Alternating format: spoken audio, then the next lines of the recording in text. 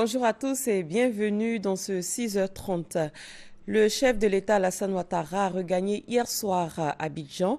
Le président de la République revenait d'Abuja au Nigeria où il a effectué en cours de journée une visite d'amitié et de travail. Abiba Dambélé-Sawe nous fait le point de cette visite.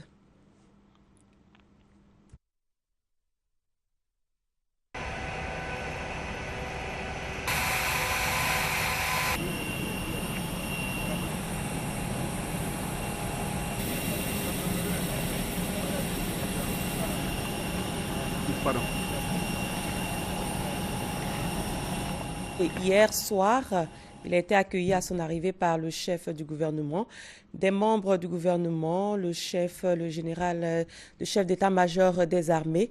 Voilà. Le chef de l'État revient du Nigeria où il a effectué en cours de journée hier une visite d'amitié et de travail. Et le Premier ministre Daniel Kablan-Duncan a lui aussi regagné Abidjan.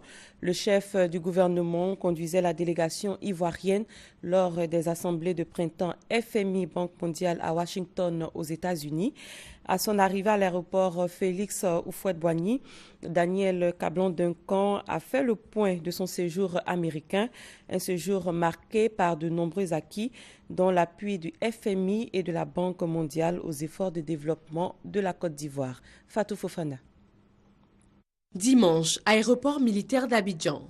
Le Premier ministre Daniel Kablan-Duncan est accueilli à sa descente d'avion par les ministres du Sport et de l'Environnement. En provenance des États-Unis, le chef du gouvernement rentre au pays avec une nouvelle approche de financement du développement, fruit de sa rencontre avec la Banque mondiale. Au niveau donc du MIGA, disons qu'ils nous ont informé que la Côte d'Ivoire est maintenant le pays qui a obtenu le plus de concours de MIGA dans le monde, avec 828 millions de dollars d'euros. Début 2015, ils ont déjà dépassé ces montants. Ils sont prêts même à venir pour d'autres projets qu'on leur a présentés là-bas. Au niveau de la SFI, c'est la même approche. Disons que les montants sont élevés et ils veulent continuer à financer un certain nombre d'opérations dans différents secteurs, que ce soit le secteur de l'énergie, le secteur de la transformation industrielle des produits agricoles comme l'anacarde, comme le cacao. Avec la MIGA et la SFI, structure spécialisée du Fonds monétaire international, le chef du gouvernement a aussi évoqué le développement du pays. Les financements classiques qu'on obtient ne peuvent pas suffire pour financer les infrastructures. Comme ces questions, nous les posons chaque fois, il estime qu'il faudrait que nous puissions nous réunir pour parler de l'ingénierie en matière financière. Et que peut-être que les fonds de la Banque mondiale pourraient servir de levier à la mobilisation d'autres concours. C'est-à-dire, au lieu de financer projet par projet, on puisse avoir une approche globale où un franc, par exemple, venant donc de la Banque mondiale, puisse permettre de générer 2 ou 3 francs. Ces bonnes nouvelles, le Premier ministre les a obtenues pour la Côte d'Ivoire dans le cadre des rencontres de printemps du groupe de la Banque mondiale et du Fonds monétaire international. Rencontres qui se sont également soldées par un plan Marshall d'un coût d'environ 4 000 milliards de francs CFA des institutions de Bretton Woods pour appuyer la lutte contre Ebola en Afrique de l'Ouest. Avant les États-Unis, Daniel Kablan-Duncan a participé à Genève, en Suisse, à la conférence stratégique de l'UPU, l'Union postale universelle. Là-bas, le chef du gouvernement a présenté la candidature de la Côte d'Ivoire au prochain congrès de l'UPU prévu pour 2020.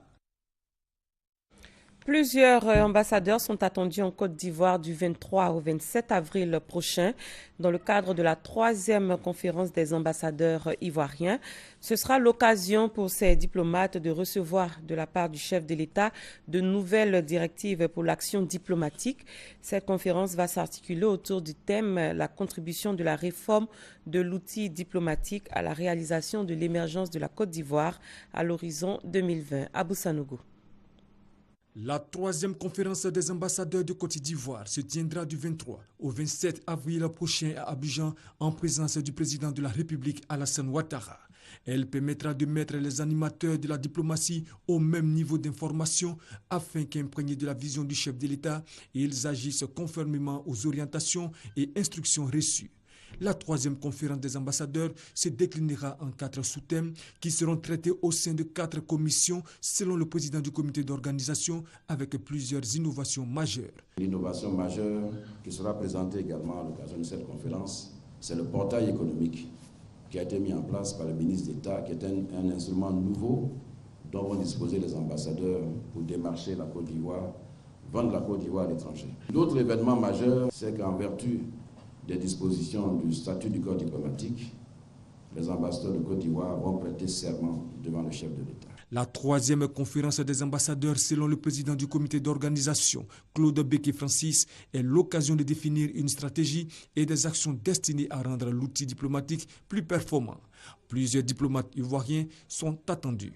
Et cette conférence, c'est une institution extrêmement importante pour les chefs d'État parce qu'ils ont l'occasion de recevoir devant eux, en une occasion solennelle, tous leurs ambassadeurs, aussi bien ceux qui sont au département central que ceux qui sont à l'étranger. Et nous sommes au total 82 qui allons participer à cette conférence. La contribution de la réforme de l'outil informatique à la réalisation de l'émergence de la Côte d'Ivoire à l'horizon 2020, c'est le thème de la troisième conférence des ambassadeurs. C'est à la fin du mois de mai que les premiers logements sociaux, économiques et de standing vont être livrés à leurs acquéreurs. L'information a été donnée par le ministre de la Construction, Mamadou Sanogo. Il effectuait hier une visite de terrain à Bingerville. Le reportage de Léon Brou. LEM, lotissement équipement modéré, chantier métal construising, SPIAC, S3I et OPES Holding, tous les sites de logements sociaux, économiques et de standing de Bingerville passés en revue. Le ministre de la Construction constate la poussée de cités modernes, pour certaines, tout équipées. Pour les caniveaux, pour le drainage des eaux pluviales, tout ça, ça a été réalisé. Tout ce qui est assainissement en matière d'eau usée, ça a été réalisé. Assainissement en matière d'eau ça a été réalisé. Aussi visiter les travaux de VRD, voirie, réseau et divers pour l'amener d'eau, électricité et le drainage des eaux dans les cités. Ces travaux financés par l'État et qui ont démarré seulement en mars dernier avancent bien. Les travaux d'assainissement qui sont à ce jour avancés à 80%. L'objectif étant de terminer complètement les travaux sous une quinzaine de jours, objectif que nous devrions réaliser sans problème. Nous sommes à l'étape de pose des poteaux, donc qui ont démarré sur les 3 premières voies. On attend la mise à disposition de la 4e voie et normalement on pense que d'ici fin mai on devrait pouvoir finaliser les travaux. Assuré du bon niveau d'exécution des travaux, le ministre de la Construction peut annoncer la remise des premiers logements sociaux, économiques et de standing, fin mai par le chef de l'État. Le président a promis, le gouvernement s'est mis à la tâche et véritablement c'est une ville nouvelle qui est en train de sortir du côté de Bingerville. Il n'y a aucun doute aujourd'hui au niveau des acquéreurs. Nous avons même visité un site. Nous pensons que dans 1 mois et demi, nous pouvons véritablement procéder à la remise des clés. Pour les LEM, Mamadou Sanogo annonce la remise dans 2 mois par la première dame Dominique Ouattara. Autre bonne nouvelle, la mobilisation par l'État de 5 milliards de francs CFA additionnels pour l'extension de son programme des logements sociaux, économiques et de standing, l'acquisition définitive auprès des banquiers des 5,5%, le taux du crédit immobilier. Le district d'Abidjan connaît depuis un certain temps des coupures intempestives d'électricité. Quelles en sont les raisons? Que prévoient les responsables de ce secteur pour résoudre le problème? Francis Boifo nous donne des réponses. Marcory Sikoji, district d'Abidjan. Depuis 2 jours, la famille Kassi est plongée dans le noir. Marcory Remblai, il y a courant. Aujourd'hui, demain, il n'y a pas courant. Ici, il y a courant. Demain, il n'y a pas courant. Là-bas, on ne comprend même pas. Elles sont récurrentes, les coupures intempestives d'électricité dans le district d'Abidjan. En visite sur le site de construction des nouvelles turbines à gaz de la Cyprelle à Port-Boué, le directeur général de l'énergie a donné les raisons liées aux perturbations du réseau électrique. Nous ajoutons des unités nouvelles de production à celles qui existent. Et pour faire ces travaux, nous avons souvent besoin donc de faire quelques arrêts et faire des travaux de raccordement par-ci par-là. Au niveau donc des centrales de production, il faut également noter que nous sommes en train de travailler à augmenter notre capacité de transit. Quand l'énergie est produite sur les sites de Cyprelle d'azito ou bien sur nos barrages, il faut transporter cette énergie vers les zones de consommation. Et pour cela, il faut construire des infrastructures telles que les postes sources, les postes de transformation, les lignes de transport et les réseaux de distribution. Alors, chaque fois que nous intégrons un nouvel équipement, ça demande de faire des arrêts momentanés pour pouvoir faire les raccordements. Des personnes mal intentionnées s'attaquent aux infrastructures de la CIE et à ses agents parce que mécontentes. Le représentant du ministre du Pétrole et de l'Énergie appelle au calme et à un comportement civique. Les Ivoiriens sentiront progressivement la qualité de fourniture s'améliorer. Déjà, à partir de fin avril, il y a des ouvrages qui vont être mis en service. Ça va nous permettre donc d'améliorer la qualité. En fin d'année, nous aurons les 3 postes Djibi, Anoumambo et Azito qui vont venir nous donner plus de capacité de transformation. Les turbines à gaz en construction par la CIPREL vont contribuer à l'amélioration de la qualité et de la fourniture d'électricité. Elles doivent porter la capacité de la CIPREL de 432 MW de puissance à 543 MW et permettre à la centrale de produire 3,8 milliards de kWh par an à partir de 2016 contre 3 milliards actuellement. À l'étranger, le naufrage de dimanche en Méditerranée a fait 800 morts.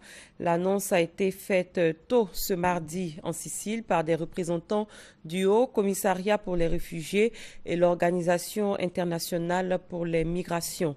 Au Yémen, 28 civils ont été tués hier après des raids sur la capitale Sanaa.